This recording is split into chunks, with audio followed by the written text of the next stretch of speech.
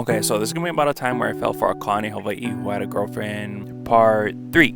This is where things get kind of messy, so buckle up, Kākou. So after C. Rose revealed his feelings to me, well, instead of him embracing those feelings, he did the exact opposite. He pulled away a lot, which I totally saw coming, but it still hurt nonetheless. I mean, he would still come over to hang out, but definitely not as much as he used to. And when he did come over, that weird tension from before was back, only this time it was stronger than ever, and it kind of felt like there was this giant wall between us. And me being me, I would call it out every single time, which would just irritate C. Rose because that dude hated talking about his emotions. I remember one time he even kind of threw a mini tantrum and started slamming his fists down on my roommate's bed out of frustration. And I remember looking at him like, "You mad, bro?" It was kind of like watching a grown man turn into an angry kid who wasn't getting their way. And for some weird, messed up reason, I kind of thought it was adorable.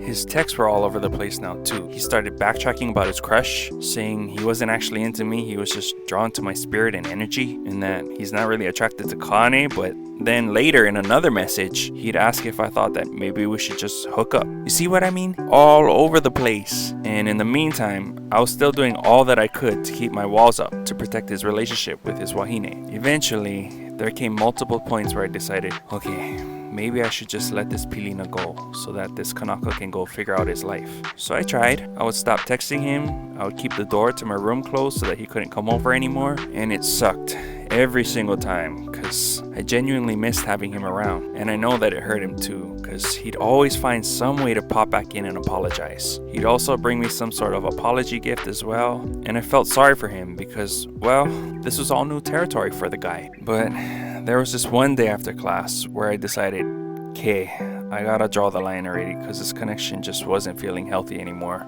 So I caught a ride back with him to the dorms, and as soon as he pulled up into the parking lot, I expressed everything that I've been holding back over the duration of our friendship. I told him that I liked him a lot, liked him, but that I had been holding myself back out of respect for his relationship. And I suggested that he should let his wahine know about everything because it would just be weird that both of us would continue to hang out even after we both made our feelings for each other very clear. It was starting to border on secret relationship kind territory, and I did not want that karma. Nope, not this guy. I also want to add here that we can thank colonialism, especially foreign religions and their beliefs, for coming in and messing up how us Hawaiians handled our relationships with one another. Pre-missionary arrival, it was okay for Kāne and Wahine to have an icon. It was okay to have punalua kind relations. And these sorts of ancestral desires are still in us today, whether we want to admit to them or not. This is what I talked about where I said, you know, in Hawaiian studies we were being encouraged to wake everything up. Well, congratulations, we're not just waking up the language and the hula, we're also waking up everything else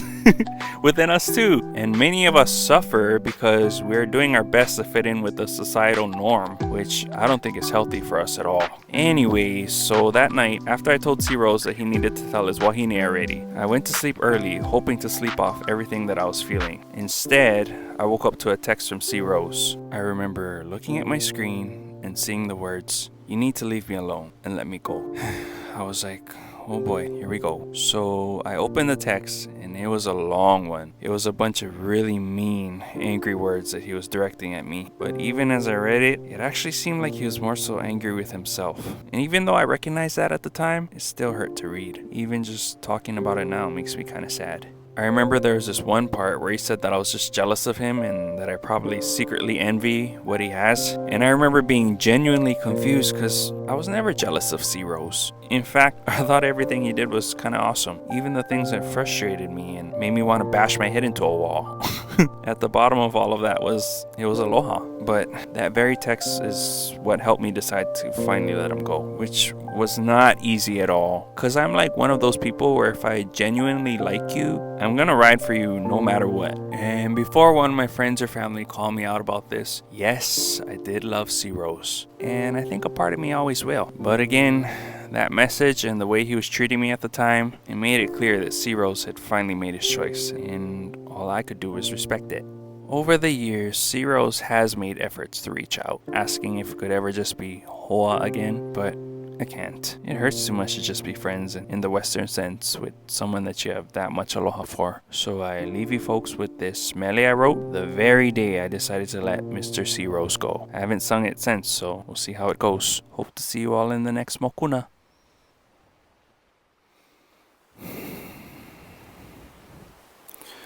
Well, I guess it's true, yeah, what they say. Some things aren't built to last.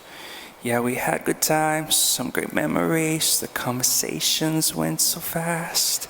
Yeah, we could talk for hours, just me and you, safe and sound in our little world. But the compass changed, and next thing I knew, you were sailing off with your girl. Things change, I know. People come and go. How did I not see? Some things just aren't supposed to be. All those things I felt, were they all untrue? Memories made up in my mind. Should I have checked the course, all the points of view? Were you always gonna leave me behind? As we drift apart, traveling different seas, the ocean takes me away. I look out ahead, often thinking about all the things that were left unsaid. Things change, I know. People come and go. How did I not see? You weren't gonna choose me. Making my way forward, I'll carry these thoughts along with some memories. I hope I don't get caught in another storm like me and you, lightning dancing through the sky. I anticipate every dream I have of you and I. Things change, I know. People come and go. How did I not see? You weren't gonna choose me. Things change, I know. I'll stay here while you go, watching you up in flight. I look out, waving goodbye.